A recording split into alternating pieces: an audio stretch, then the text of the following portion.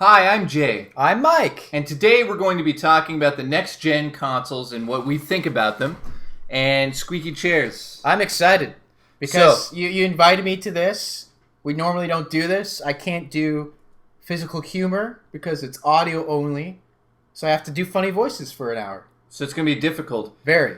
We decided to do this because we could do it with video, but let's just be honest.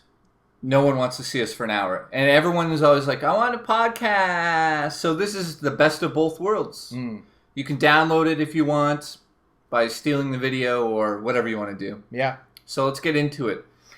What are we talking about? I think the first thing we should probably bring up here, before we get into what's happening in the next gen. You always do that. You ask and then you tell. Yeah, good. So here it is. Ready? Yep. How did you get into gaming? Everyone always asks me about that. How did I get into gaming? How did I get into gaming?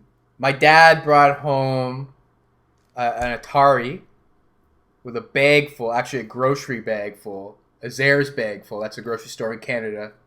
You'll never forget that moment. Full of Atari games, cartridges. And this is when the Nintendo was already out. So it was old news, right? Super Nintendo? Nintendo, NES. Okay. So this is, as people who weren't alive back then, Atari came first, then NES.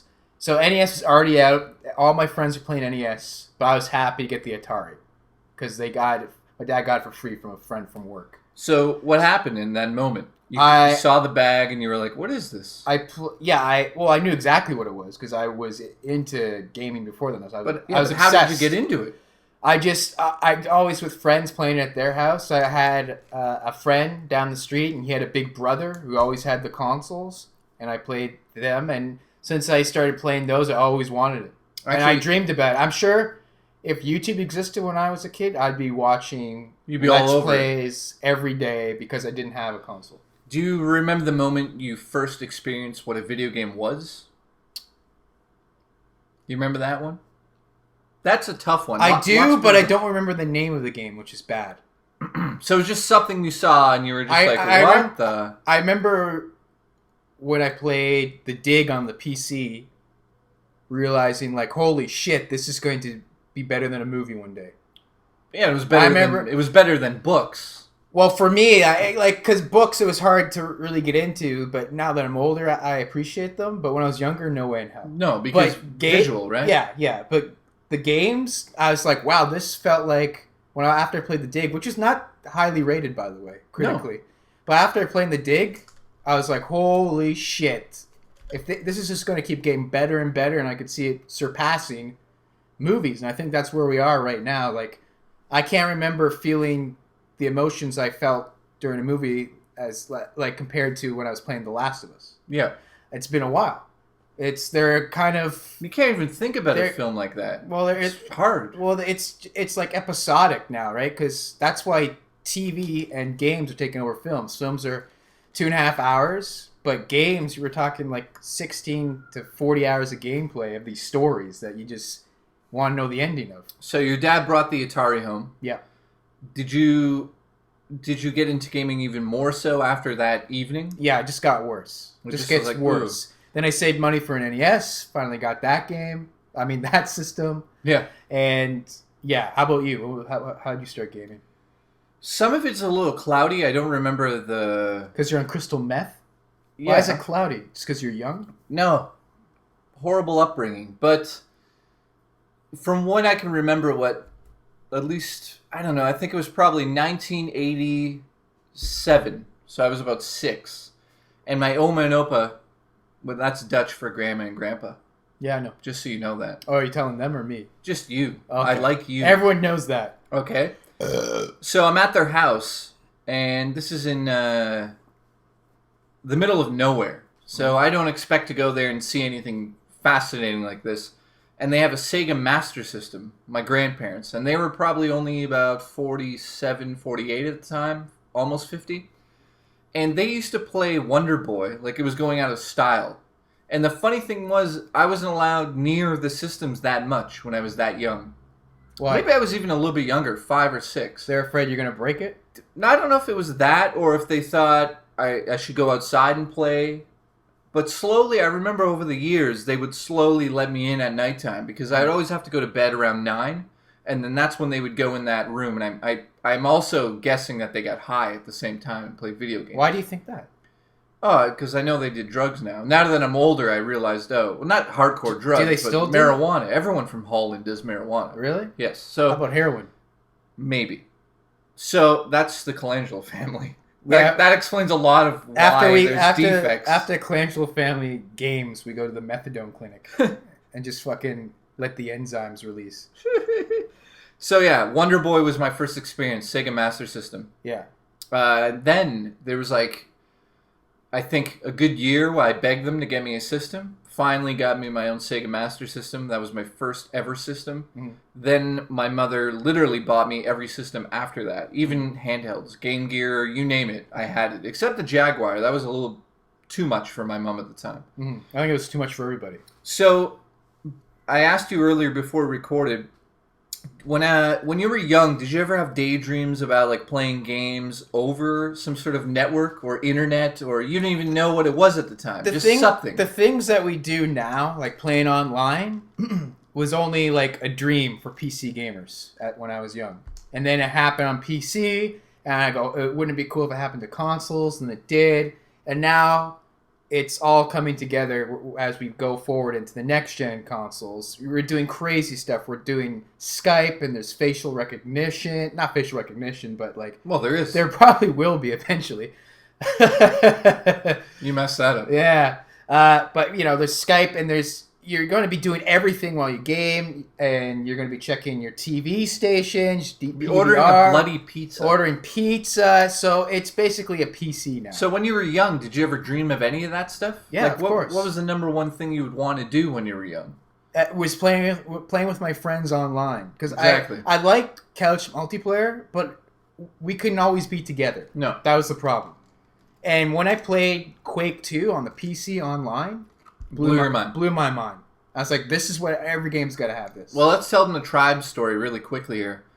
You introduced me to online gaming. Yes, I did. And that was with a game called Tribes, which I still play to this day. It's up to Tribes Ascent. But yep. I used to go to your house, and you got me so addicted to it that while he fell asleep, I would actually go upstairs and quietly turn on the PC. Quietly touch my father. Yeah.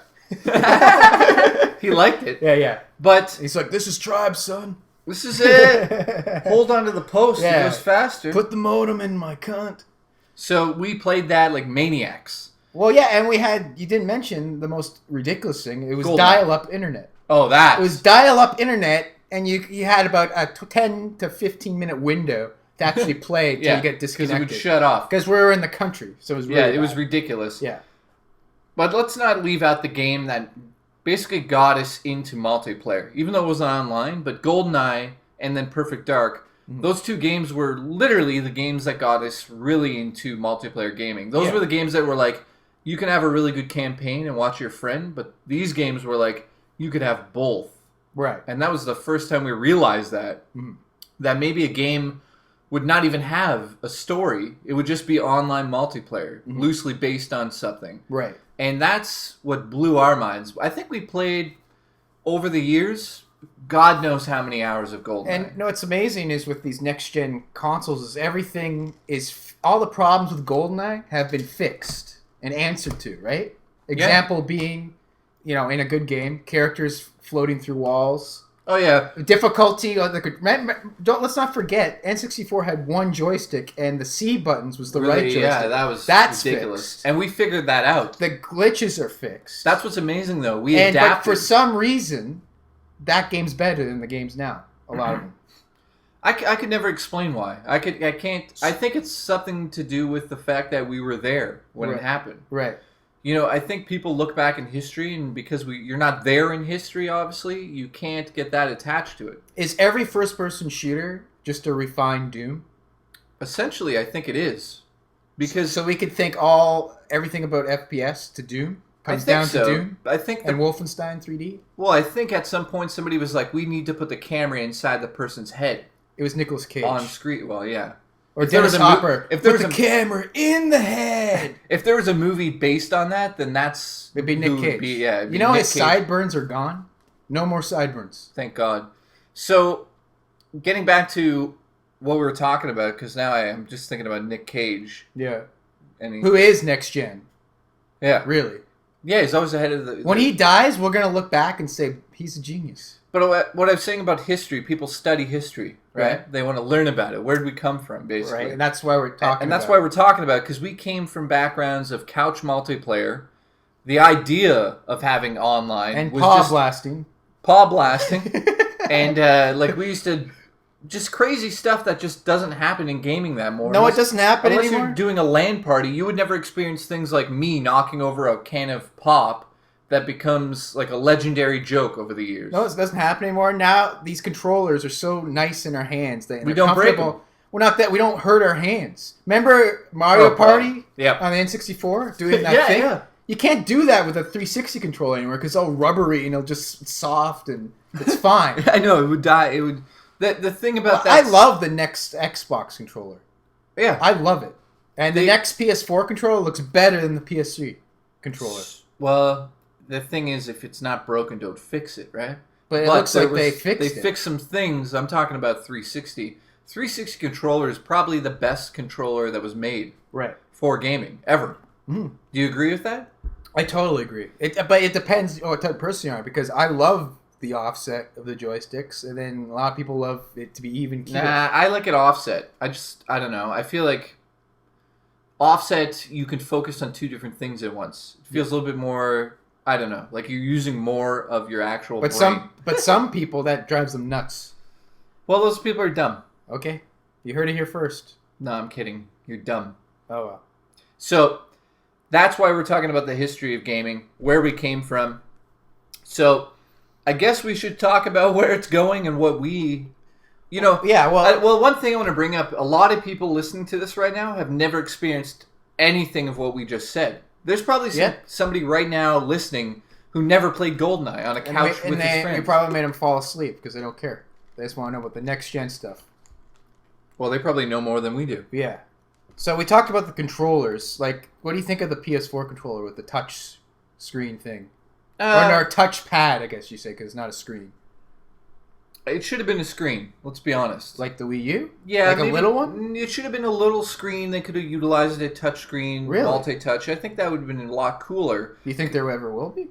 Maybe. But that's what Smart Glass is. That's why Xbox answered to that already. So Microsoft's saying, like, just use your tablets and phones. Yeah, you already have them, so why are we going to make you buy it? You probably have it. Right, and Sony does that too, right? Sony has it, but they want you to buy a Vita. Right. That's why there's no real screen in that controller. I guarantee there was a moment where they were like, screen, controller, and then somebody was like, we got to push the Vita. And who wants that thing? Well, let's talk about that for a second. The Vita on its own is a good system. Yeah. The problem is I have 8 consoles already. Like, I've got consoles coming out my ass. I got a phone, I've got a home, I've got internet. I can play games on the internet on my Mac. I can go on my PC. You know what I mean? I've got too many. Do you think Sony, after this, will they make another portable? Will there be another PS Vita? Or that's it? I think the Vita can last another 7 years. Because they're going to just start streaming the stuff over Wi-Fi. So now it's just basically a screen that streams. Well, here, look at it this way. When the internet becomes so fast on mobile phones, like I'm talking gigabytes per second. 10G? Imagine that, right? So imagine you want to play a game on the go. Instead of actually having physical discs, you just download the game like that. So I want to play Killzone 15 on my Vita, like that. Mm-hmm. You download it from the internet on mobile using Wi-Fi or, like you said, 10G networks. That's the future. Or the future when everything gets all the wiring's all fiber optic. Yeah, because only parts online, of it is. But right now LTE Lite or LTE in Toronto, that's a network. That's faster than almost some people's high-speed internet at home. Mm-hmm. So you think about when it gets to the point where you could download a game in 10 seconds. Right, which brings me to our next topic is I'm really excited about the loading in Next Gen. And it's going to make it sounds so good to me because, I could take 15 minutes, 20 minutes to go to the store and buy a copy of the game. Or I can download a little part of the game and start playing it right away within 5 minutes. Yeah, you download and it downloads in the background. Multiplayer, single player, gives you that option. Yeah, with the Xbox One and the PS4. That's really exciting to me. And the fact that And also, there will be no loading in a lot of these games. I can't wrap my head around that. I can't. Well, there's initial loading. Yeah. Well, I can't picture playing Skyrim and like going into a kingdom. And remember how you saw the load and you saw like an axe floating on the black screen? Yeah, of course. That's gone. Yeah, that's amazing. Because that's what it killed me, right? It killed me. I love that game, but the loading it takes you out of it. Totally did. Every time you go in a cave, you're like, oh. I remember Adam Sessler. He said he had top 5. Adam Sessler said he had top 5 things he was hoping for next gen. One of them was loading, and I can't believe it might actually be happening. Like it sounds like if this works, it's going to happen. Well, not only that, the system itself turns on like that. It's standby. It's on both of them. It's on sleep mode. I think that we've got. There's like so many people that are upset about online gaming and how it's like taking over gaming in general. Well, here's the thing. They can get upset, but it's going to happen anyways. They think that they won, and in a way they did. They totally won. They're getting it their way, and Microsoft made a mistake. What Apple did with iTunes is they go, hey, when the iPod came out, they're like, hey, buy your CD. You can make it a digital version, easy. You have that choice. By the way, there's iTunes Store. You can download it. No, it's brilliant. When was the last time, I don't know about you, but it's been a while since I bought a physical CD. I buy all my music on the iTunes Store. So in a way, Apple tricked everyone. If Apple came out like Microsoft did and say, okay, you can't use any of your CDs anymore, you have to buy your music from iTunes. People wouldn't buy that. They wouldn't buy that. They'd get so much hate like Microsoft did. So Microsoft needs to friggin' learn how to fool us all. That's what I'm trying to say. Actually, that brings me into something right now. Yeah. Marketing and terrible. How bad both the companies are actually at this. Yeah. Every single company in terms of video games, horrible at marketing video games. I could do a better job with half of what they have. Who's worse, Microsoft or Nintendo? I'm going to have to say that Microsoft is. Yeah? Because Microsoft is all bought ideas. At least Nintendo has their own ideas and they put them out. Mm-hmm. Microsoft has never, ever put out a campaign that was their own to sell their system that I actually bought and was like, I'm excited for this. Well, Look at Nintendo. That's not true. Like what? Like friggin' Halo Reach. Yeah, but that was Bungie. Bungie's idea for the story. Well, it was Microsoft. No, I'm talking about put in to promote it. Yeah, but I'm talking about. Okay, let's just talk about E3 for a second. Right. If they were so good at it, then why did it go as bad as it did? No, I'm not saying Microsoft's good at it, but you said that they never did anything good, and I'm saying they did with like Halo Reach and stuff like that. Yeah, that was Bungie though. It wasn't them. But Microsoft funded it, right? Well, no, that's Microsoft money pushing the Bungie. Not product. necessarily, but I mean, I think that Bungie had the ideas for those commercials. Bungie was like, let's make a movie, and Microsoft was the one that was like, nah, let's not make a movie. So I know what you're saying. Yes, there's good marketing in that, but that's for games. I'm talking about the system itself. Yeah. Well, I agree with you. Microsoft is the worst, but like, what about Nintendo? How people don't even know a new system's out, but at least people know Microsoft's got a new system and everyone hates it.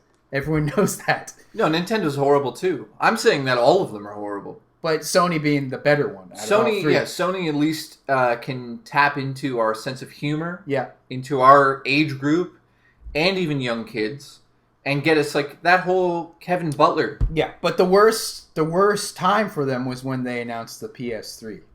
That was the worst. Well, it was a nightmare because it was overpriced. It was overpriced, yeah. But now, like, let's go ahead here for a second.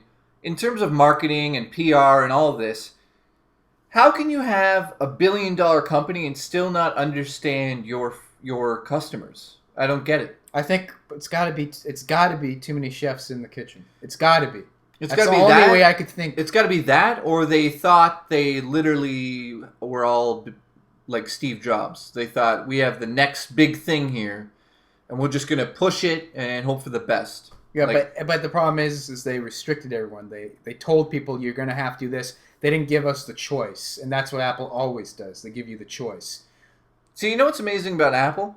They release new products, and people say, oh, they release like new products are released every day almost. It seems like, oh, here's a new iPhone, here's another iMac, here's another whatever tower, right? Mm-hmm. But what you don't realize is the last version of it is still better than everything else. Like it just keeps getting better. It's not like they are going backwards with their products. So there's never been like an instance where, I'm just, you're going to feel bad for owning an iPhone 4. You still have one, and I have an iPhone 5, right? But your phone's amazing. It's still an amazing product. Microsoft had an amazing product. 360 is amazing, and I understand, okay, we have to push it a little bit with online gaming and the way it loads and all that stuff, but I think they pushed it too far. Like, they have Xbox Live. They fucked it up. It's amazing, but they, in terms of marketing, they fucked it up. And I feel like... Like, wait a minute. Why didn't they go, we have the best online? Why didn't they talk about that? Why wasn't that like literally the number one thing on the agenda? To go, listen, you know what gaming is? It's online, but it's not just that. It's actually playing with your friends. And you know what is the best right now? It's Xbox Live, and guess who has it? We do. Yeah, and the marketplace and everything. Yeah, and they never said like a peep about it. Yeah. They went, TV online, online. Why wouldn't they do it? They have a lot of, I think they have, and they do have a lot of cool stuff going on, but they didn't explain it right, and sometimes not at all. The thing is, I think Sony had a better place going second. They could literally reformat anything they wanted to do. So if Microsoft said, we're not doing DRM, blah, blah, blah, then that whole we're not doing DRM thing at the Sony conference wouldn't have been so epic. I think they were just following the leader there a little bit. And I feel that, Microsoft had a good chance to actually compete against Sony. Like a really good chance. No, they could have. I thought they were going to this year, and I thought Sony was going to do the used game thing and always online type thing. No, and they didn't. Nope. And Microsoft. People are still saying Microsoft showed better exclusives. You want to hear the That's best not thing? coming from me. I'm just reading what's on the internet. Well, you want to hear the best thing? Guess who showed the most exclusives? Who? Nintendo. Nintendo did. Yeah. Right. So Nintendo's like a game system. That's what they are selling it as, not this multimedia thing. It's a game. It's a video game system. That's what it does. But I was asking you. They showed the most, but I was asking you, and you said you weren't even impressed with the exclusives. No, of course I'm not, because it seems like they're not pushing the boundaries of what can actually be done with their characters anymore. Super Mario Galaxy, when that came out, that was perfect. It was amazing. That's exactly what Mario needed. Right. And now you look at what they're giving us now, 3D Land on the Wii U, and to me, it's three steps backwards. We already have that on the DS. But they feel feel like adding that screen, it makes everything amazing. Yeah, and that's the problem with that system. That screen is not as amazing as it should have been. It should have been multi-touch. It should have been next-gen technology in the system. I feel bad for Nintendo right now, but I still will support them when I can get my hands on games like, obviously, the new Zelda, new Metroid, even that Donkey Kong Tropical Freeze game looks awesome.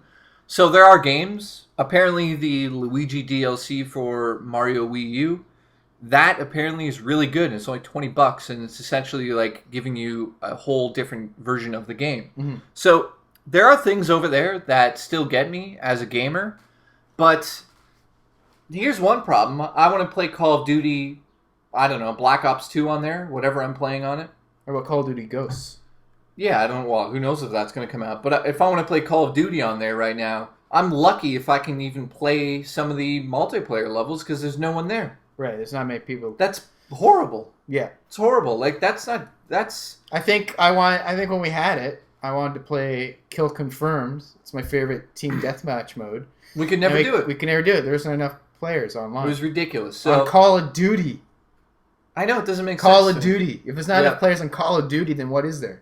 Well, that's saying a lot. Yeah. If there's not enough Call of Duty players, then holy shit, your system is in trouble. Yeah. Let's move on to Sony now. Okay. Sony, obviously went second, so we never know if they really were going to do it or not.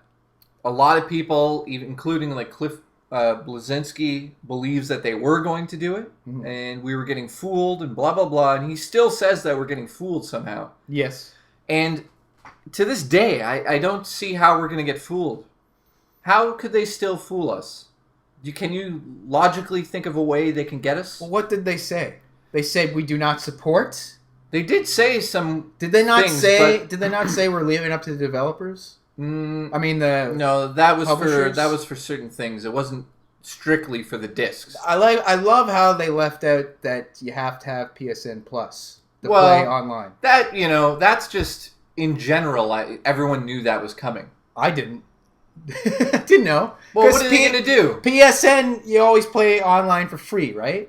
Yeah. And now it's like Xbox Live. You have to pay to play multiplayer. Yeah, welcome to the future. No, I'm not arguing with it. I like it. I think it's a good idea because it's You going to do make realize- it better. Here, listen to this. But I love the fact that they didn't say it.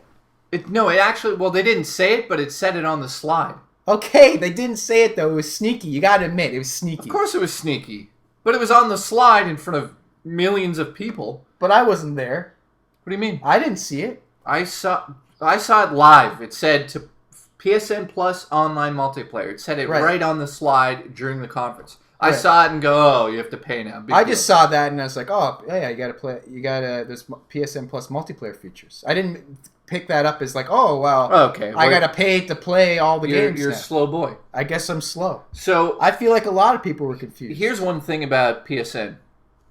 You get PSN Plus. It comes with an instant games library, correct? Yeah. On PS3 right now. What's amazing is you get your PS4 home that day.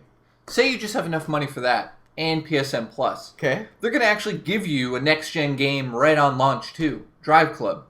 An early indication states that game's actually really good. Right. And not only that, it actually uses all of the next-gen features more than any game that was at E3 in terms of like social media and the way that's integrated into the game. Yeah. I didn't even say that Integrated. right. Integrated. So my point is you pay $60 that lasts a whole year and you get the game. So if you're going out there to buy Drive Club because you want that game at launch, don't do that. Just go buy PSN. You get the game with it. Free. Mm-hmm. Then, on top of it, PSN Plus works on your PS3 and your Vita. So beat that. Right. They can't. Sony can't beat that. Sony's Right. got nothing. Xbox can't beat that. Yeah. So did you hear what Microsoft's doing now? No. They're offering free games every 15 days on your Xbox Live. So I like this though. It's like steel on steel. They're making themselves sharper. Yeah. It's cool that they're doing this. Well, But- wait. Why didn't they do it eventually? Originally. I don't know. Because they're dumb? Listen, can a billion-dollar company be that dumb? Can they be that dumb? Don't you think Well, they... Enron. Yeah, but I guess, but this I'm talking about a company that knows how important the customer is, right? Do they? Well, yeah, I think they do. But I think that they tried to go on a route that they wanted us to fold on. That's a different case. But I'm talking about a billion-dollar company that spends millions of dollars studying all the different routes options would take. And you mean like the marketing research that they Yeah, do? I'm thinking like, where do they do their marketing research? Because that's what seems like it's way off. Well, I'm in advertising, and I get to see a lot of focus groups. And I'm not hating on people that go to focus groups, but you got to see these people, right? Not saying that they're ugly or they're low lives or anything like that. Well, but okay, I know what these you're getting people, to. they go in that room and they feel pressured. They ask them these questions. They know what company they are. And they go, yeah, that sounds good. Give me my free pizza. Well, look at this. Okay, I can talk about this without getting in shit. When I go to Ubisoft to play like a game, to test it for them, when I'm testing a game at Ubisoft, they are adamant that I don't sway my vote to give it a plus just because I like the game or I like Ubisoft as a company. Right. They don't let us talk to each other, so we're not allowed to say like, oh, that mission was great. That level was awesome. You can't say shit. So you basically play it, and if it's shit, they want you to go, this was shit. You need to fix it. So, I don't know. Can Microsoft be that dumb? This is baffling to me. I don't know, but you Millions of people watch, and they fucked it look up. at that company that you were there at Ubisoft, and they have the standard, right? But what about those other shitty games that have the focus groups, and it's still shit after it comes out? But you know what? Let's talk about... Like Aliens Colonial Marines. Okay, I'm sure there was a focus group. But let's talk about this for a second. Let's talk about a focus group, and not a focus group, like the standard in the industry. Are we looking at a future where we have AAA titles that are bloody amazing, and then we have games that are, and then the opposite to that is just shit because of how long it takes to develop a game? Yeah, I think. Do you think we're going to run into more shit? We're going to run into more shit. We're going to run into cooler indie games that are going to be amazing, but just simple. Yeah, and then we're going to run into these huge AAA games that are MMO that last for 120 hours and there's microtransactions all over the place. And that's the only way these studios are going to survive. Yeah, that's how they make those huge, big budget games like Destiny. Well, I read an article that Destiny is probably going to be the biggest venture in gaming ever. Yeah, and lasting 10 years. That's another thing I'm really excited for with NextGen. It's not just Destiny, but the fact that all console players are going to experience a true MMO on their console. Like, it's been done before in small ways, like Final Fantasy, whatever the fuck. Well, Elder Scrolls. Yeah, Elder Scrolls Online. It's going to be on PS4 and Xbox One. And that's amazing to me. And another thing we got to bring up to is still, you have the choice to buy the camera, right, with the PS4. Yeah. But it doesn't come with a headset again. Right? Dumb. This is a problem with the current gen, and I know you can use any headset with a PS3, basically. Anything that's Bluetooth. Which is awesome. It's awesome, but when you go online on PS3, barely anyone's using a headset. At least with Xbox One now, you have to have the Kinect on, playing multiplayer, and there's a microphone on there. So you can choose to mute it if you don't want to. You have that choice. But people have the equipment to communicate with each other. I think that's really important with these big MMO games now. See, this is where Nintendo failed hardcore. That tablet should have had everything built into it. And realistically, it should have had video chat, audio chat. There's a mic, isn't there? No, but I'm talking about in the game while you're playing.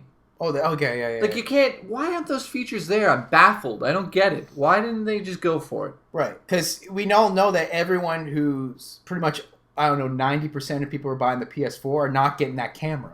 No. Why should they, right? Like, what's been shown with that camera? And that means they're going to have... Maybe they'll have a headset. Maybe they'll connect it. But at least with Xbox One, it's a certainty that there is that communication. There's a camera. You can use Skype right away. And what about the screens integrated in the gameplay? Yeah, that we're talking about. That I saw some. Do you want to talk about that? Basically, the future of Skype is not just Snapchat, meaning like it breaks away from your screen. A window or a square on the side of the screen. Exactly. Eventually, you'll be able to have a Skype conversation in the game. So what I mean by that is, say in, Borderlands 3, you're online, and Mike calls me on Skype.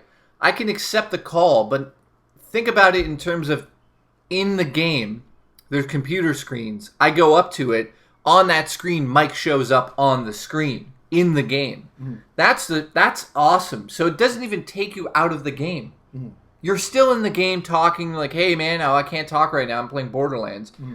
And it's just that integration into the game, that level of detail and just immersing you into a game, that's something that's never been done. So take no loading.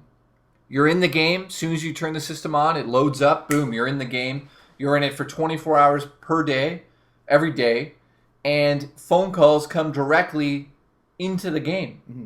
So that's to me is amazing. And now that we're forced to have a Kinect with the Xbox One and everyone's got a camera who has Xbox One, you're going to see a lot of the EA game face in sports games. Oh, fuck. And which is amazing because it was really hard to do with the Xbox 360. Yeah. Even if you had a Kinect, you couldn't use it with Kinect. You had to get a digital camera, upload it on EA Sports website. You had to make an account. Then you go to your 360, and then you catch it from there. Yep. Took at least about an hour. But you know what? But now that the system's faster, you have a camera right there. But when it did do it, it was pretty exciting. It was pretty exciting.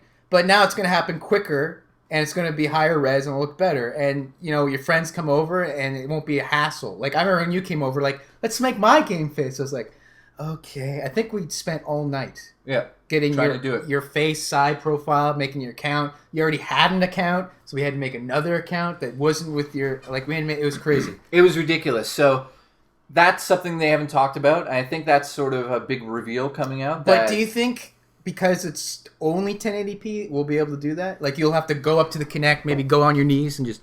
Do you think Or do you No. think there's some technical issue there that it won't No, of happen? course not.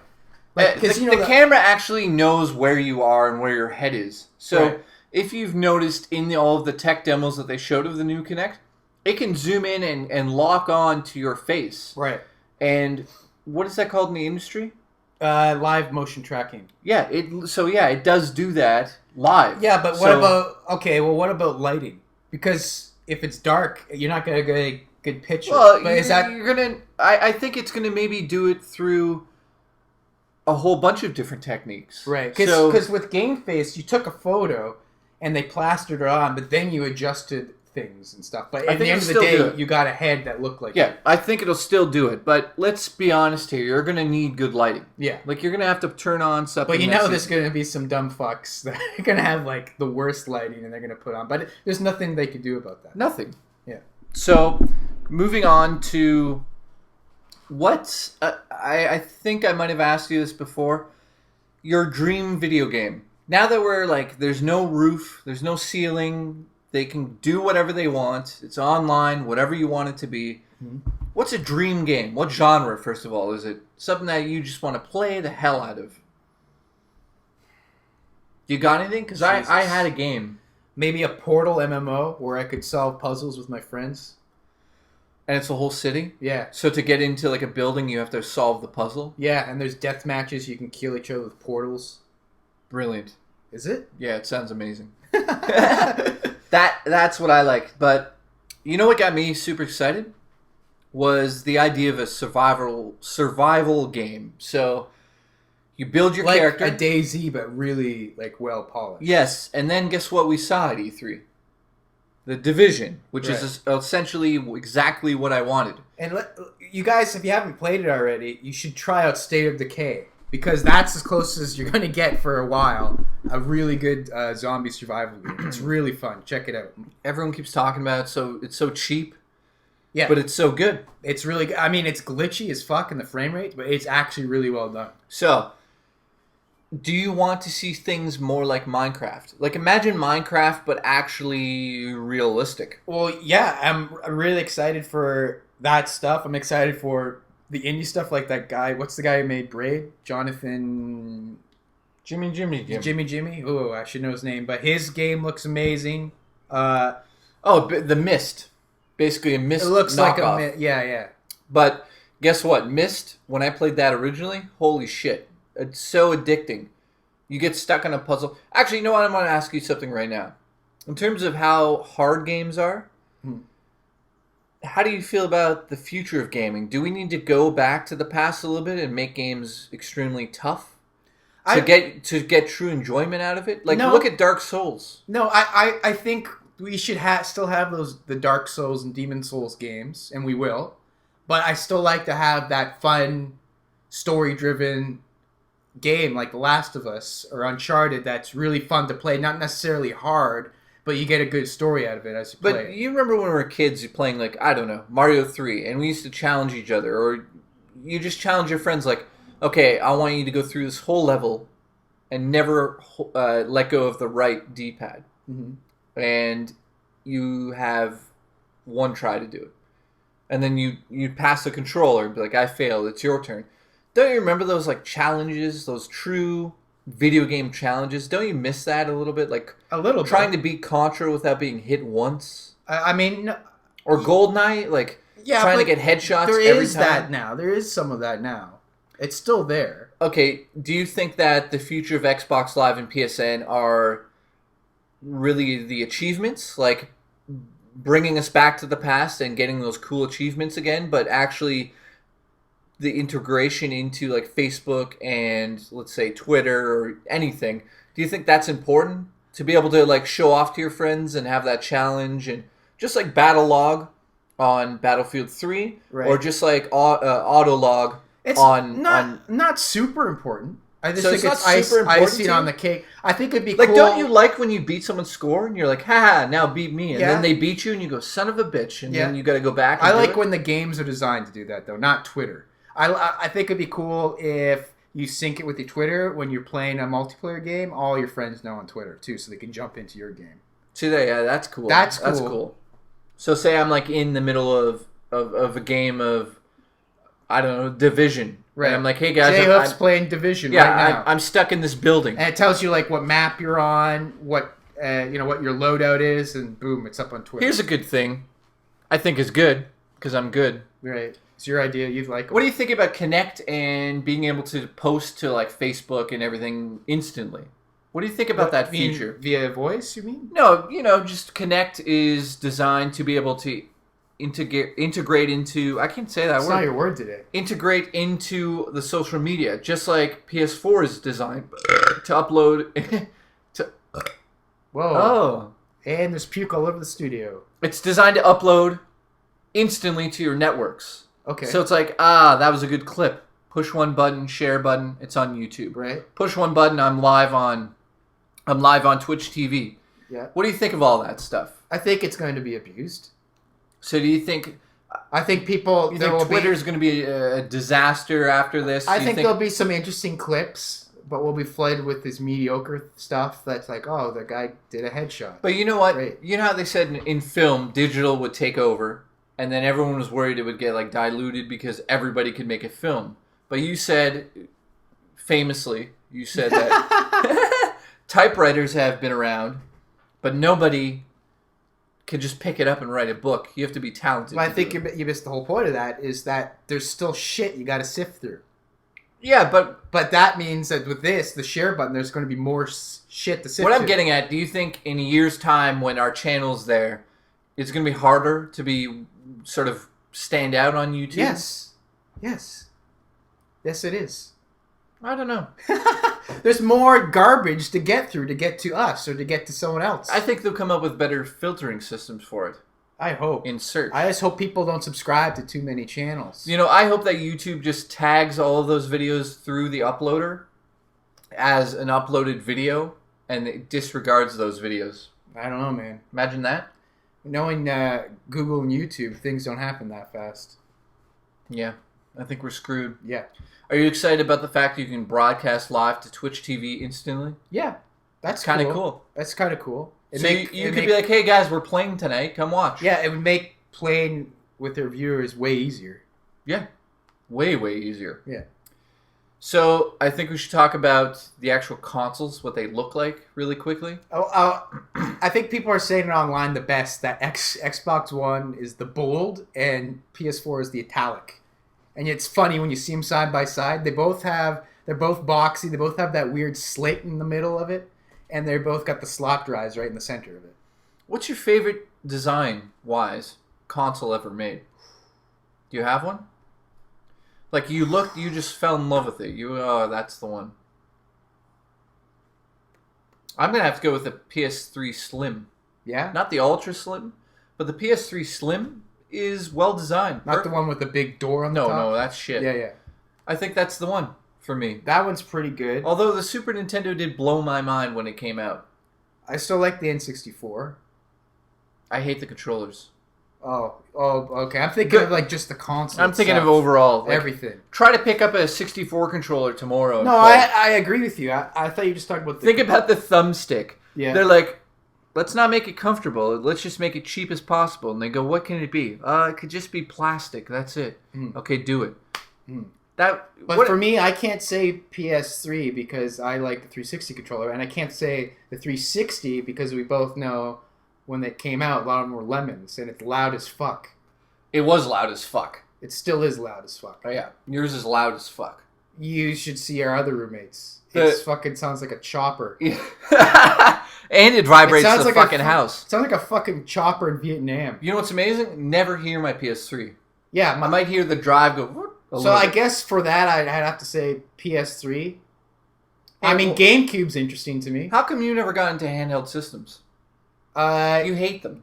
I like when I'm on the go, I can't be basically... But no. It's not about on the go. Forget that. What? They're good games on all of it. Well, then you're incorrect, because I did get into handheld. When? You forgot. Oh, you got a DS. Yes, I did. Big deal. So for a time being, I got a handheld. And why did you get out of it then? Just because I found that I wasn't using it that much. Can I have it? Yeah, you could have it. I don't have it anymore. Okay. Ex-girlfriend took it. Here's a good question. Should you find a girlfriend that plays video games? It makes things way more easier. I have a girlfriend that plays video games, and she plays a lot of games that I even don't play. And sometimes it's cool because she'll just watch. If it's a good game, she'll just watch, and she has no problem. Uncharted. With that. Yeah, like The Last of Us, she enjoyed watching it while I play. I was amazed. She didn't complain once. And that leads me into... And I kept on going, I want to stop. And she goes, no, keep going. I want to know what happens next. So that leads me into the future of entertainment. Do you think these things are going to merge? So eventually we might not even have something called a video game or a film. We might just have something that we don't even know what it is. And it's like... we can all interact. It changes for all of us, but it essentially is written by one person, and it's not a film, but not a game. You're describing a movie that we saw called Existence, and that if you haven't seen that movie starring Jude Law, you should totally check that out. And I think that's what Jason's talking about right now. You think that's where we're going? I think so. I think there could be a pod thing that we install into us. Now, here's another question. Do you think virtual reality, in terms of actually putting a headset on your face, do you think we're headed towards that or Well, not? I haven't tried that new, Rift thing? Yep. Apparently it's amazing. They made the HD 1080p version. Apparently it's amazing. I've heard nothing but amazing things from developers. Some people played Portal on it and said it was like changed their lives. Yeah, so when you hear that and you see videos of like grandmas putting it on and coming out and they're crying like, I can't believe I was there. Like, you gotta say, maybe there's got something there. Like, try to picture yourself in the Portal universe. Right. Walking around looking, and like anywhere you look is the room. Like, it's... Do you want to have that? I wonder if we'll like that or it'll make us a little sick to our stomach. Well, you've read Ready Player One. Yeah. And that book is essentially about that. You put a headset on and you're in the world. It's like describing like Google Glasses or something. Do you think it's possible for this generation that either one of the companies release a virtual headset? Or are we still talking 15 years? Are you sure about that? Yeah, I am. Because we see it. Are you here already. Microsoft and Sony? Yeah. Do you think they could go, here's a peripheral and they could, but they won't. It'll be a PC gaming thing. Really? Yeah, while the Xbox One and the PS4 are out. But you don't think they'll buy it? Somebody will buy it and go, here it is? No. I don't know. I'm going the other way on this. I want them to, but I don't think they will. No, I think that I think they're looking really closely at the Rift. And I think if it's doable for a reasonable price, would you pay $700 for a headset that did that? I think I would, but I mean that it's perfect. Like, it works and it's good as they say it is. Yes. You'd pay $700. I'd pay $700. I think a lot of hardcore gamers would pay $700. How much is it now? There is no price. It's not for sale. It's all prototype. Yeah. So look at the technology we have right now. Yeah. We have smartphones that are... This phone in my hand, I'm holding an iPhone 5. How much computing did it take to send a rocket into space? You know all these questions. Less than the iPhone 5. Yes, less than the iPhone 5. And one vacuum tube in that computer's bigger. Yeah, and I'm holding this basically essentially a supercomputer. Right. You sound so old now. This is what the old people say to me. This story. I know, but my point is, don't you think in 5 years' time we're going to have things that are ridiculous that we can't even imagine right now? No. I think we've seen it already because 5 years ago we saw this. Like, they had the iPod Touch. We knew it was happening. Yeah, but I mean, when's the next thing? When's it going to break? For gaming? Yeah. Don't you think the headset is the next thing? Everyone has it. Everyone. It's not going to be for Sony and Microsoft, not for Xbox One and PS4. I don't know. They move slow. Yeah, but listen, they have 15 years to cover here. Right. You don't think in 15 years we're going to all not have headsets on? Google Glasses is already becoming popular. I'm pretty sure PC gamers will, not the console gamers. I'm just calling that now. Okay, well, I disagree with that. I think that that's a major thing in gaming. I think, forget about looking at a television screen, put the television screen on your eyeballs. Right. And be able, instead of using like a left analog stick, like, look how long... Just look around. Look how long Nintendo took to go HD. Yeah, but that's different. They have different principles. And do you think they won't want to do it either? Because the Virtual Boy, Nintendo will want to stay away from it. Well, there was actual, that's funny because there was an article about that. Yeah. And that was just, if you look at it, wasn't Nintendo way ahead of it? It is. Everything? It is. It failed. Think about the Power Glove. It was motion gaming before motion Exactly. gaming. So But it was shit. It was shit, but they had the little seeds of Right. what the future would be. Right. They're too ambitious. They were at the For time. their technology. But now they're going backwards. Yeah. Like, let's not put a multi-touch screen. Let's put a freaking one-touch screen. It's ridiculous. But I think the future of gaming truly is getting rid of the TV. Getting rid of the TV, and also getting rid of a controller, and just having something in your right hand if you're right-handed to control the gun, or the way that how fast you're walking. It's hard to say. I know what you mean, but I thought that Like, imagine playing a Call of Duty with the headset on, No, and you're in a jungle and you're looking around, and to shoot is a trigger in your right hand. Yeah. Like, to walk forward is just the D-pad on the right stick. That's it. Yeah, I think that'll work for gamers because. But remember, I thought remember motion gaming was introduced. I thought oh, that's where it's going. Yeah, but it's not though. People, it is the future, but people don't want it. Gamers don't want that. No, that's not true. I think what's happening here is we're seeing two sides to it. We're seeing the gimmick side of it, hey, motion controls are fun. You can just raise your hand and blah blah blah. I'm talking about fully immersed gameplay in a virtual world. Yeah, and I think biometric feedback will be a big play. And I think retina scanning will be a big play where your eyes moves, especially on the headset stuff. And if you're nervous, what your heart rate is, all that stuff is going to be the next steps. So imagine playing a game and you're fully immersed in it and you put this headset on and you're in the world. That's what the future's always talked about. Mm-hmm. In almost everything, they talk about this idea that you put a headset on and you can go and be somebody else. Mm-hmm. When's it going to happen, man? It'll happen eventually, but there's some positive and negatives with it.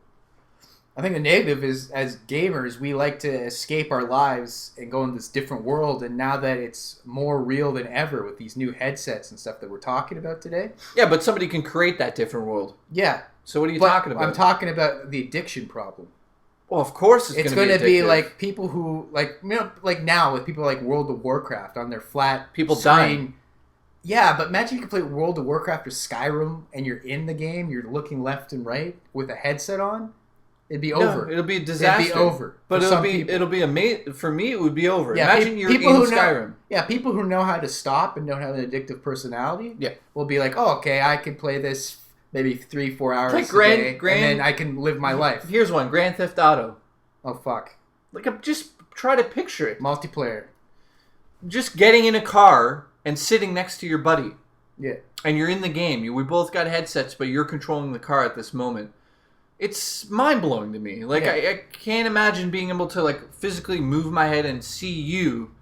But not only just you, think about also the fact that we can map our faces onto our characters. So I could put myself in the game. We're getting close to that movie, the Gamer movie. That was horrible. Great movie. Horrible film. But I'm talking about essentially The Matrix. Yeah. Obviously, you're not going to... You can't... Well, every conversation I have with you, it always turns into essentially The Matrix. Well, because The Matrix is everything. Okay. It really goes everywhere. Yeah. If you brought up any topic... It's everything but a good trilogy. Yeah, that's about it. Yeah. If you want to talk about how to ruin a franchise, Matrix. Yeah. Make an amazing franchise and then destroy it. Yeah, next movie. That's The Matrix. So, I think that is my most anticipated thing. To be able to pop a headset on and be in the game with you. But it's not even announced yet in the next gen. So, what about something more announced? But the thing is, it is. Because $15 million was just put into the Rift. Right. And $15 million doesn't come from trees. Well, actually, it does come from trees. But it didn't grow in the trees. It came from Kickstarter. Yeah, my point is that I think people are dying for that. I think that's the future. So are you saying Microsoft or Sony will buy that technology, Yes. or they'll make their own technology? No, I'm pretty sure they're both working on it. And you don't think Rift will be like, no, we're going to just Hang sell on, this product well, and make more money? Here's the thing. Sony has a headset already. Okay. Don't you remember that? Yes. They had a headset. It wasn't virtual reality, but it was designed to put you into the world more than you've ever been in it. Right. It was like $1,000. What I don't know is, I don't know what's required to make that happen, hardware-wise. Does the Xbox One and the PS4 have enough to do all that stuff? I think it does. It does? Because essentially... We're only talking 8 gigs of RAM. Yeah, but essentially all you're doing is putting the camera into the headset. So in terms of rendering and whatnot, there's a camera that's designed to float around the world, but instead of the computer handling it through the controller, it's switched to your actual movements. Right. So I could do it in any 3D game? Like, you put it on an N64? Essentially, yes. It should work in any 3D game that has a camera built into it. Because essentially they're mapping the eyeballs of that camera to you, to your head, to that headset that you're wearing. What about that thing that Microsoft showed with it projects the whole level on the... That's another room. thing. That's cool. And but you don't have to wear a headset. I don't know. I want a headset because I want to be able to escape the world. That's the idea behind these things. Right. I don't want to bring the world to my living room. You just don't want to have a window with some lights everywhere. No, I want to go into the freaking world right. and figure out... Like, just sit back for a second and listen to this idea. Imagine an adventure game. Let's just say it's like Portal. Lots of puzzles, tons of puzzles, with objects that we can hold in our hand physically, and we have to basically get out of a room. So it's like Portal. But I'm talking about not. I'm talking about. What do you mean like, hold in our hand physically? Well, in what's crazy in Rift, yeah, I think they have triggers, right? So you can see your hands in some of that stuff. Okay. So you can like go up to things and pull the trigger and hold an object. So I could throw you an object. Mm-hmm. I can go, here's the key, Mike. Right. And you can grab it. Right. But you can't feel it. Like it's not. There's no resistance or texture. Not yet, but eventually we will get to that. But no, there's triggers. Triggers being your grip. Right. So I'm talking about like, let's just go into Skyrim. I go, Mike, let's play some Skyrim. Okay. We walk up to a cave. We're in the world. Right. I'm like, Mike. You turn to me. You go, you want to fuck? Yeah. Like, isn't that just mind blowing to you? I never even thought about all the cyber sex possibilities. Well, that's another thing. Holy shit. That's a $1 billion industry in its own right. Every technology goes to the porn. Because I'm surprised 3D printers are just not printing out huge dildos right now. They probably are. No, they are. Because what's the most embarrassing thing to buy, right? A big, huge dildo. Big dildo. If I had a 3D print, I could just print dildos for days. Or a 3D vagina. Yeah, you can you can make a fleshlight, whatever you want. It doesn't sound like you. I'd make a 500 Wait a minute. Have you ever vagina. used a virtual reality headset? Yeah, I ever. did. Yeah. And was that the one at Wonderland? And was that the one where you put it on and it was like really shitty graphics, but it essentially worked? Yeah, it's like Star Fox, big red fucking thing. So that goes you did on your use head. that? Yeah. And was it not the best experience ever? No. Why? It made me sick. I hated it. So but it was terrible, man. Well, it's just because it was terrible. I'm sure it's way better now. I can't wait to try it out. Yeah, it had a long way back then. It was a long way. I remember using it and thinking, "Holy shit, it works! This is good." I just remember being frustrated. I remember you could walk. Yeah. Now, I think we got a storm coming. Hear that thunder? Yeah. I think we're getting close to the end here. Yeah. So, is there anything you want to leave this off with? I think we've talked about quite a few topics here. Yeah. Oh, the last thing I want to talk about is prices. And what I want to talk about is... Would you like an Oreo? No, thanks. I'm good. With all this digital downloading distribution, do you think they will have like what Steam has, like Steam sales? No. On PSN, Here's the thing. Live? I got to bring this up right now really quick. If the publishers were going to lower the prices to compete against these Steam sales... Don't you think while this whole DRM bullshit was going on, the publishers would jump out and go, listen, we can give you cheap games, but there has to be DRM. Because we want to make some money. We want some money. That's what we want. We want money. Because with Steam, you don't have to check in every 24 hours. You just do the updates. No, but I'm not talking about that. There's Steam sales, so why can't they do it on a console? Here's what I'm talking about. When they allow used games, they lose a lot of money. Not a little money. They lose a lot of money. Right. Not just like your piggy bank. They use a potential budget to make a whole other game on the used game market, right? So if let's look at it this way. You and I build a game. We spend $1 million to build that game, right? We sell, I don't know, half of it, $500,000, right? We're still 500 in the hole. Our game's out there. And now you realize that people are buying the used copy after a month. So now you're losing money. Right. Imagine there was no such thing as used. So you always had to buy new. So what do? They drop the price of the new after a couple of months so they can make higher profits. Hear what I'm saying? Why didn't they come out and say, listen, we're going to offer crazy, ridiculous deals, and this is why DRM is good, because it actually helps the studio. Right. And they didn't. Nobody said a fucking peep, and that's what scared me. Right. And Microsoft said nothing. They go, well, Joe, remember they talked to Angry Joe? Yeah. In that interview, they go, well, Joe, we have great deals. And Joe's like, well, yeah, it takes like fucking 3 years before I get a great deal on Xbox Live. So, again, if publishers really wanted to go DRM, no used games, they should have had a huge push at E3 and not relied on the systems to try to sell that. Right. Ubisoft should have said in their conference, listen, we support DRM.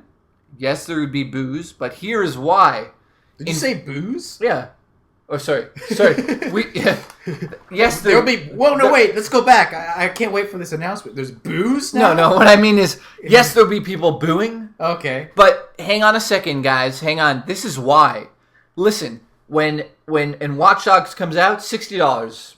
Go buy it, $60. But guess what? After a month, we'll go $40. After 2 months, $30. Yeah. And then maybe if we hit a certain goal of new copies, we'll go crazy and go $10. Brand new. Download it now. They could have done that. And that I'm talking about the profit margins here would have been higher than letting use games. Right. So this is where the industry is really hurting, and this is where like Cliff Bleszinski is going apeshit on Twitter. Haven't you seen that? I know, he never shuts up. He never shuts up, but lately he's saying that... you know what he basically said the other day? Good job, guys. You just basically killed us. Like, there's going to be less AAA titles that you want, and more AAA titles that are designed to get more money out of you. So we're talking about Bungie's Destiny. So, hey, you want this new gun? $1.